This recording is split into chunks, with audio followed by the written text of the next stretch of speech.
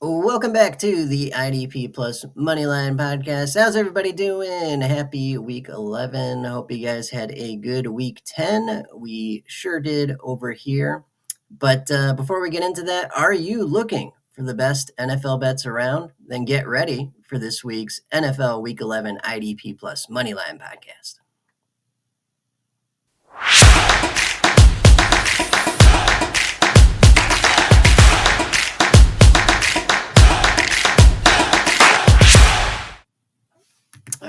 Alrighty. So yeah, we're coming off another good week here. 7-5 last week, 2-1 in the article, 3-0 in the article the week before, and 7-5 the week before as well for the podcast. So 2 winning weeks in a row.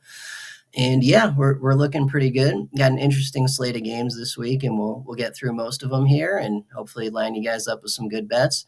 Before we get into that, though, these are not even suggestions. We're literally just discussing the bets I might be making personally. Set a limit and stick to it. For help with problem gambling, please call 1-800-GAMBLER. And let's get it going. We are going to start with, we're going to skip the Thursday nighter as is tradition. This probably won't be out in time for any action on that.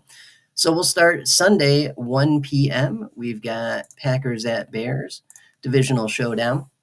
As things stand right now, Green Bay is giving 5.5. Chicago's getting 5.5, minus 110 either way. Over under of 40.5 points. Money line is Chicago plus 190. Green Bay minus 230. And I've got one that I think has a pretty good chance here.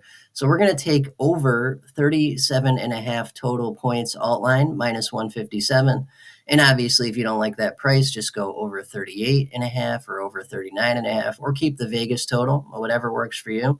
This is just a nice mix of likely to happen and decent price. So as things stand at the moment, Green Bay scores 25.6 points per game, Chicago 19.4. That gives us about a 7-point buffer. But we got to remember that Green Bay is actually scoring closer to 30 points per game with Jordan Love under center. So that gives us a few more points on top of that. And just looking at this thing from a 30,000-foot view, I am not worried about Green Bay scoring points. They will score points. I am worried about Chicago.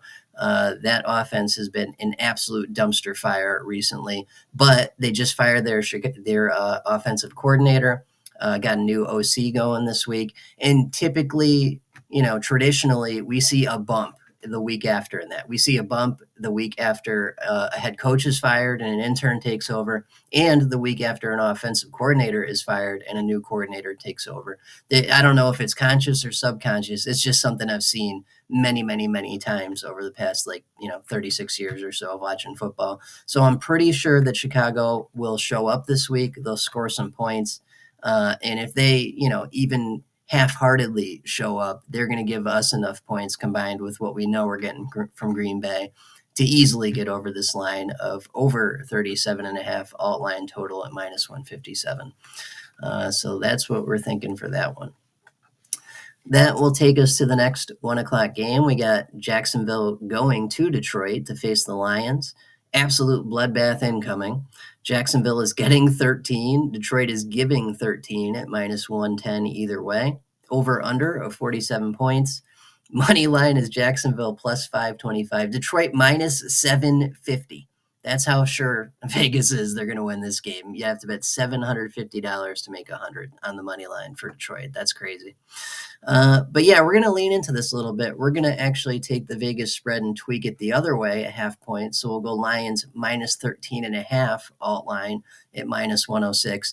There's no reason to go with minus 13. If we're going to take that total, we add the extra half point, we get the better price because they're going to have to win by 2 touchdowns regardless. Even if they were to score exactly 13, that's a push or we lose depending on the book. So we'll take the half point. We'll make the price a little bit better, and here's why. So Detroit is scoring 31.6 points per game each and every week. They are a top 10 rushing attack. They are within the top third of the league for passing attack. They are 7th overall in offensive yards per game. They are facing the worst defense in the league in yards per game allowed, with 390 plus given up each week by this Jacksonville defense. That is absolutely horrendous. Plus, after Goff threw those 5 picks last week, we know that we're going to be getting a focused and determined Lions team that wants to fix those mistakes. They got their eyes on a much bigger prize than beating Jacksonville. This is a Super Bowl level team, and they're going to work out those kinks. Beyond that, Jameis Williams is back for Detroit. Christian Kirk is gone for Jacksonville. Trevor Lawrence is out for Jacksonville. Backup Mac Jones, I think it is a backup. So, positive momentum for Detroit, negative momentum for Jacksonville. This is also a home game for Detroit. Detroit also gets about 4 more minutes of offensive time of possession per game compared to Jacksonville. I was looking for each and every one of these games. I look at all the stats, all the factors. I go through everything. It's like 10 different tabs open as I'm clicking through all this stuff. Detroit was better and usually exponentially better than Jacksonville in almost every single statistical category I looked at on these between these two teams. So on paper, this is an absolute, murder, massacre, bloodbath, whatever you want to call it.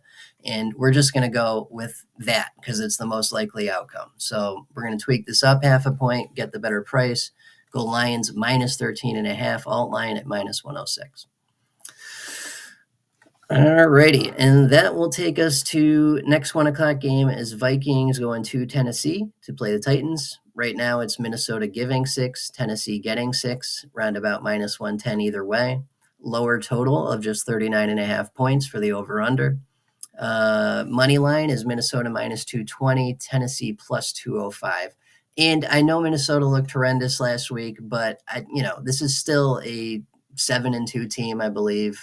Just a game out of first in the division that beat the Niners, that beat the Jets, that beat the Texans. They've beaten some really good teams this year, and usually, pretty handily. So this is a good Minnesota team that still has a stellar defense. I know Darnold's a little beat up. I know they're missing some help on the offensive line, and he hasn't looked as good lately. But that defense is still fully intact, and if anything, healthier than it was the first month of the season where they were murdering everyone. So, the Vikings are healthy. They're coming off that squeaker against Jacksonville. They played about as bad as humanly possible last week and still almost covered that spread against Jacksonville. I can almost guarantee that they're going to put in a better performance this week and blow away this horrendous Tennessee team that is minus 11, negative 11 in turnover differential, which I believe is the worst in the league, while Minnesota's positive 4. That's like a 15-point swing right there. That tells me that Minnesota will not turn it over and Tennessee will, and it's hard to win the game if you lose the turnover battle. Minnesota also sacks the quarterback a ton. They are the 6th best team across the league for sacking the quarterback, while Tennessee is within the worst third of the league for sacking the quarterback. So you're going to have, Will Levi or whoever they roll out in Tennessee running for their life all game. And you're going to have Sam Darnold with a little bit more time than usual in the pocket. So, another good factor for us there. And then, Minnesota probably won't score 1 million points, but they don't need to.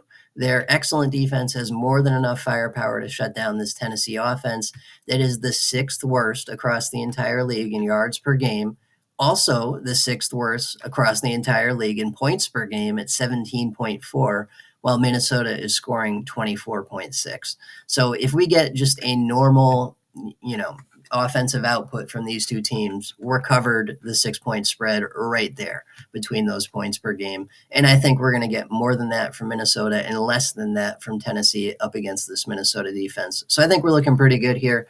We're going to take Minnesota minus 6.5 alt line at plus 101. They just got to win by a touchdown now. And we get a positive price out of that, which is pretty good. We'll take it. All righty. Next 1 o'clock game is probably the best game of week 11. It's the one I'm looking forward to the most, that's for sure. We got the Ravens going to Pittsburgh to face the Steelers in a divisional showdown. Baltimore is giving 3.5. Pittsburgh's getting 3.5, even though they're at home. Minus 110 either way. Over under a 48.5. We'll talk about that in a second. And moneyline, Baltimore minus 180, Pittsburgh plus 150. So that is the highest total I've seen for a Ravens-Steelers game, I think, ever. They're usually low 40s or high 30s. It's usually a defensive struggle, a black and blue affair, 3 yards in a cloud of dust. That is typically this game. That is not what we're going to get this year, I don't think. So with that in mind, I want to take over 44.5 points alt line total at minus 156. And obviously, feel free to tweak that however you want to.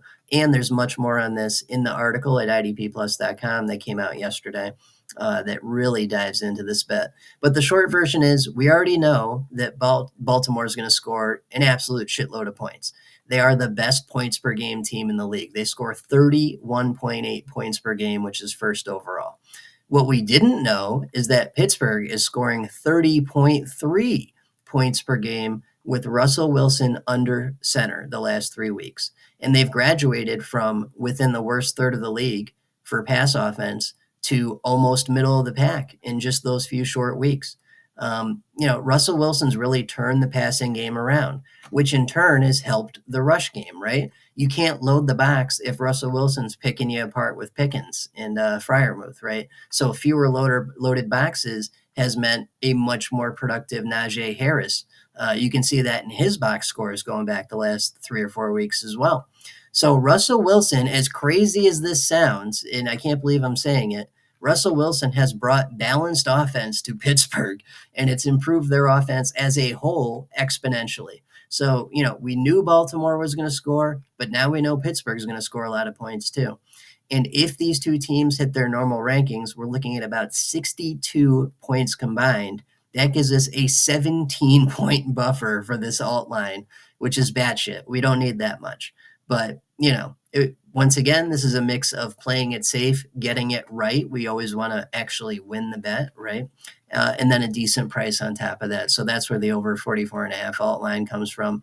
But feel free to tweak that. I think we're getting a shootout here is really what I'm saying is I think we're getting a shootout. And I can't remember the last time we had a Ravens-Steelers shootout. They don't happen that often, but I think we're getting one this year. Alrighty, next 1 o'clock game is Raiders going to Miami to play the Dolphins. Right now, Las Vegas is getting a touchdown. Miami's giving a touchdown, minus 110 either way. Over under of 44 points. Money line is the Raiders plus 260, Miami minus 325. And we're going to take advantage of a weakness here. We're going to take Achane over 60 rush yards at minus 130. You could also go 70, which is plus 115. 80, 90, 100, etc. The price goes up, but the likelihood goes down as you increase that number. So once again, I'm going to split the difference. Likely to happen, decent price is Achane over 60 rush yards at minus 135. So he's going up against a Raiders rush defense that allows 129.9 yards per game on the ground. That is within the worst third of the league overall for rush defense. And Achane has crossed this line in 3 of his last 4 games. So he's been doing this pretty consistently recently. And this Las Vegas defense is shredded with injuries. They've had linebacker injuries. They're missing a starting safety. Nate Hobbs is probably not playing this week. Malcolm Kuntz never showed up. They've got all kinds of problems with the defense and the health of the defense. Not to mention they were not great against the run to begin with. So this all lines up for a good Achane week. And I think this plays into the Miami game script as well. They really haven't turned Tua loose since he's come back from that concussion. I don't know whether that's a game plan thing or him just not being 100% after he got his freaking bell rocked for like the 6th time or whatever it is. But either way, it's not the same Tua. Tyreek Hill's putting up 2 receptions, 20 yards, and a touchdown, and we're calling that a good game these days. That things have changed, right? With that, they've leaned into the run game a little bit more, so I think this helps Achane a little bit to begin with. And we're not asking a lot here. Over 60 rush yards at minus 135 is, I think, pretty doable. So, like that one quite a bit. Alrighty, next 1 o'clock game is the Rams are going to New England to face the Patriots. Right now, it's the Rams giving 4.5, New England getting 4.5, minus 110 either way. Over under of 43.5 points. Money line is the Rams minus 205, Patriots plus 170. And once again, we're going to take advantage of a known weakness here. We're going to take Kyren Williams over 80 rush yards at minus 140. Obviously, tweak that as you feel fit. But against this Patriots rush defense that's allowing 130.5 yards per game on the ground is probably a pretty good setup. So Kyren Williams has crossed this line in about half the games he's played this season, 4 out of 9, and has a great chance to do so this week against the Patriots defense that's missing their starting inside linebacker with Jawan Bentley. Green dot signal caller, captain of the defense, the guy that's, among the most responsible for stopping the run, ain't going to be there, hasn't been there most of the season. And both starting safeties will probably be out again this week as well. We know that Peppers won't be there. Duggar has missed the last 3 weeks and is still questionable, so who knows if he plays either. There are defensive injuries on top of that as well that I won't get into just in the interest of time. But suffice it to say, this New England defense is shredded and not that great, especially against the run. And then also on the Los Angeles side of things, Puka Nacua has not looked great the last game or so here. He's always kind of hobbled or banged up. Just in general, the Rams have been relying on Kyren Williams a shit ton this season. So I don't really see that changing up here this week against a suspect Patriots rush defense. So I think we're looking good there. Kyren Williams over 80 rush yards, minus 140. Make sure you're prepared for the home stretch in fantasy playoffs with IDP Plus. Use the promo code PROPS, PROPS, for 20% off your subscription. Gain access to exclusive tools, in-depth IDP articles, and much, much more. Plus, don't miss out on our private subscriber Discord. Sign up now at idpplus.com/membership. Alrighty, that takes us to the next 1 o'clock game, Colts at Jets. Right now, Indianapolis is getting 4, Jets are giving 4, roundabout minus 110 either way. Total is 43.5 points. Money line is Indy plus 170, New York minus 205. And we're going to target the same weakness that we target every time the Colts are discussed on this program, their horrendous rush defense. We're going to take Breece Hall over 70 rush yards at minus 115 against the third worst rushing defense across the league. They allow 148.3 yards per game on the ground. Breece Hall has cleared this line in 3 of his last 5 games, so it's trending in a good direction. And if he's going to do it again, he's got a great shot against this really bad Colts rush defense that we've been targeting all season to great profit. Beyond that, Anthony Richardson is back under center for Indy, so we can expect more 3-and-outs than usual, more interceptions than usual, and for their bottom third of the league time of possession ranking to get worse if that's possible. Probably not going to go well for Indy this week. Probably going to be an ugly football game, like totally, completely across the board because the Jets stink pretty bad too. But that's a good thing, I think. As long as Indy doesn't get out to like a 21-point lead, we know the Jets will continue to hand the ball off and, maintain a balanced offense. And that's going to help Breece Hall get over that total. Not to mention, the main reason we're targeting this is he's up against just a really, really bad rush defense, and it's been working to our advantage all season long. Breece Hall over 70 rush yards, minus 115. Alrighty, last 1 o'clock game is Browns at Saints. It is a true pick'em. Cleveland minus 1, New Orleans plus 1, roundabout minus 110 either way. Over under of 44.5. Cleveland minus 110, New Orleans minus 110 for money line. That is as pick'em-ish is humanly possible. Vegas has no idea how this thing's going to go. But I do know one thing that will very likely happen in this game, and it's Jameis Winston throwing an interception. Jameis Winston over 0.5 interceptions is at minus 155. So, he will be going against the Saints secondary that is pretty shredded with injury, but they've still got enough talent back there to pick him off, right? They still got Honey Badger back there. They still got Alante Taylor back there. They got some guys, right? Kool-Aid McKinstry is probably going to be, if he's healthy, he will be starting for them this week. Very highly drafted, lots of good draft capital. They got some guys, right? They'll be able to make this happen if Jameis Winston is out there throwing the football, like he normally does. Winston averages 1.25 interceptions per game throughout his entire career. And I did that math before he threw 3 interceptions the week before last. They had a bye week last week. The week before that, he threw 3 picks. So, I'm sure it's gone up since then. It's probably like 1.28 now. The point is he throws interceptions all the time. He threw 30 of them in the 2019 season. That's almost 2 picks a game, right? That's not great. So if there's one thing that we can count on, it's Jameis Winston to be Jameis Winston, which is, drop back and just fire it all over the freaking place. And occasionally, more than occasionally, to the wrong team. So I think we're looking good there. Jameis Winston to throw a pick at minus 155. All right, and that'll take us to the first 4 o'clock game, divisional matchup. We got Seattle going to San Fran to face the 49ers. Right now, Seattle is getting 6.5. San Fran's giving 6.5 at roundabout minus 110 either way. Over under 48 points. Money line is Seattle plus 240, San Fran minus 298.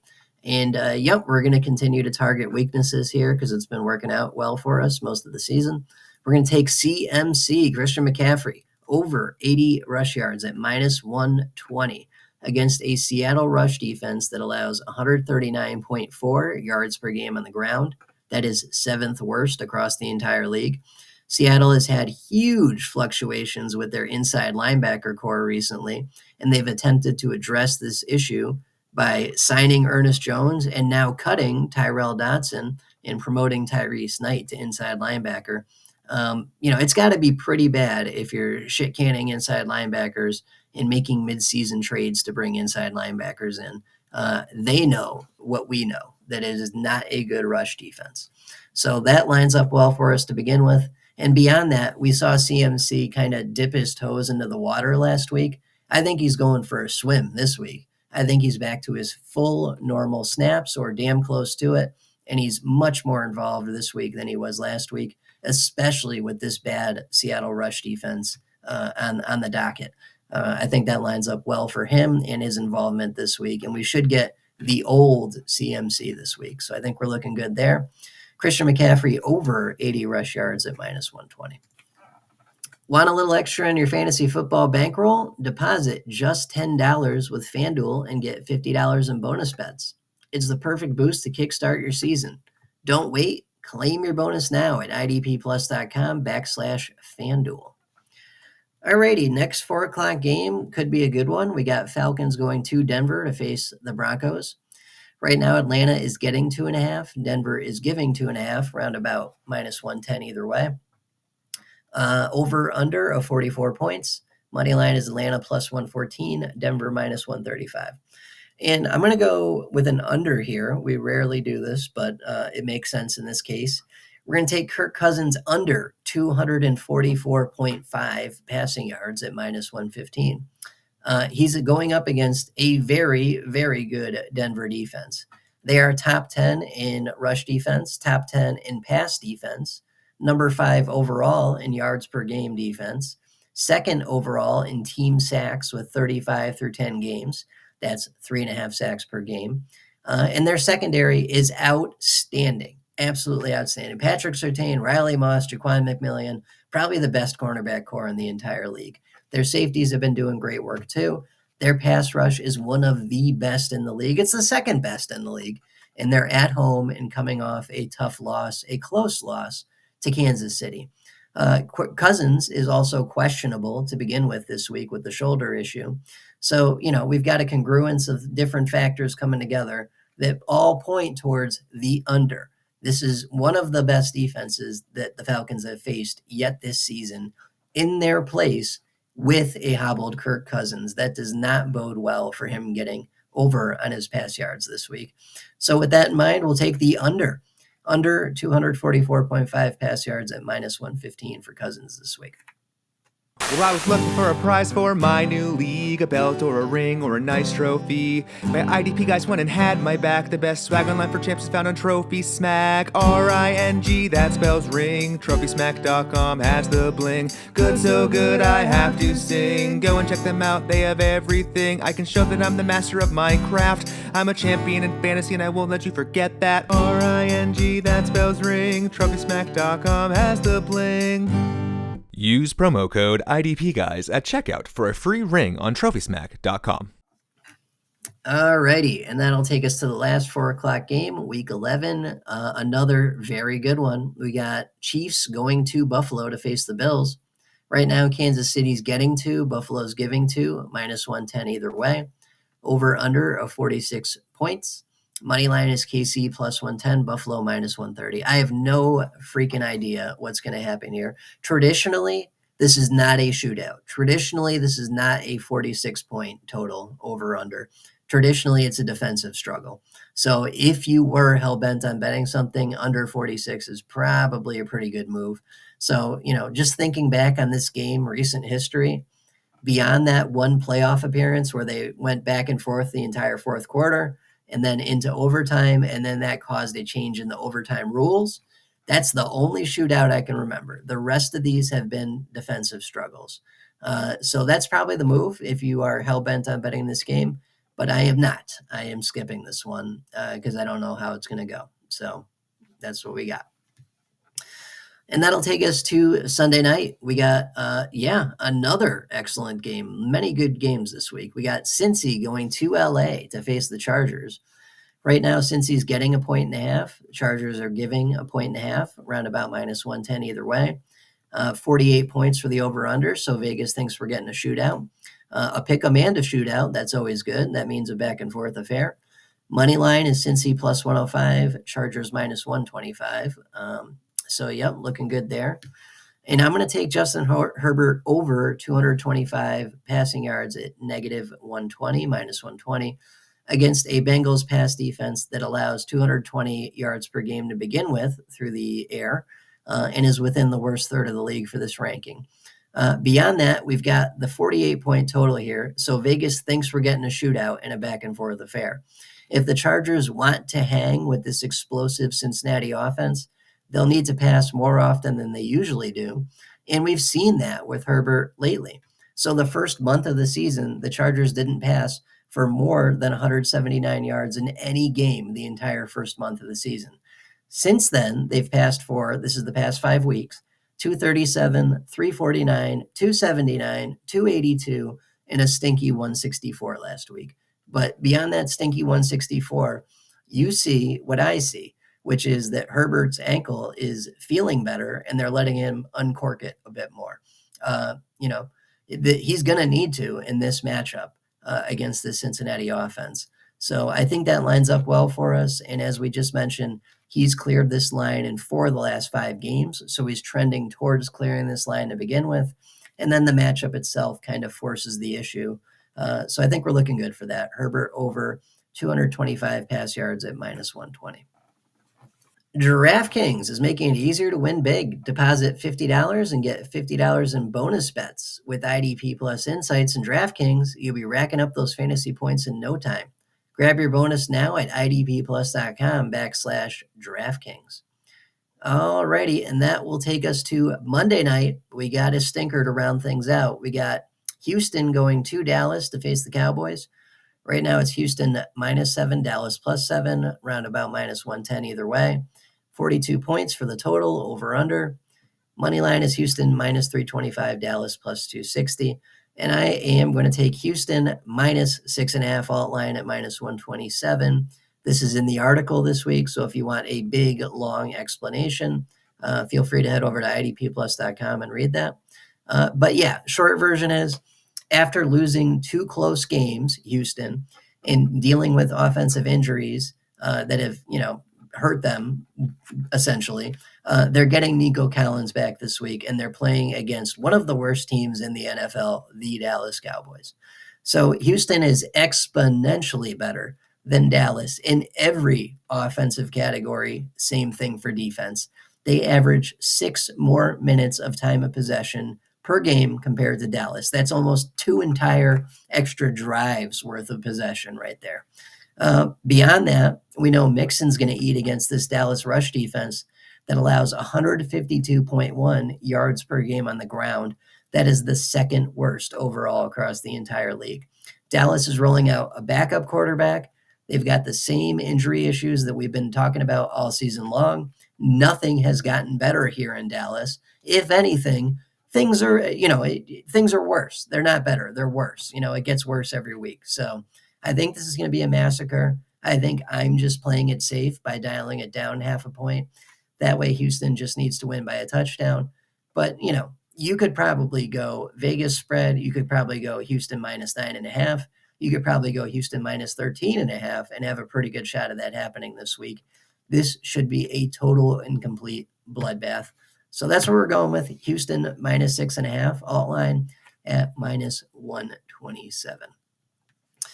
And that'll about do it for us. Great timing because my voice is just about gone. So thank you all for listening. Good luck in week 11. And we'll be back same time, same place for week 12. Have a good week, everyone, and we'll catch you at the next one. Take care. Bye-bye. Thank you for watching the IDP Plus YouTube network. If you enjoyed this video, give it a thumbs up and don't forget to subscribe to our channel. Be sure to tap the bell icon to get notified whenever we upload new content.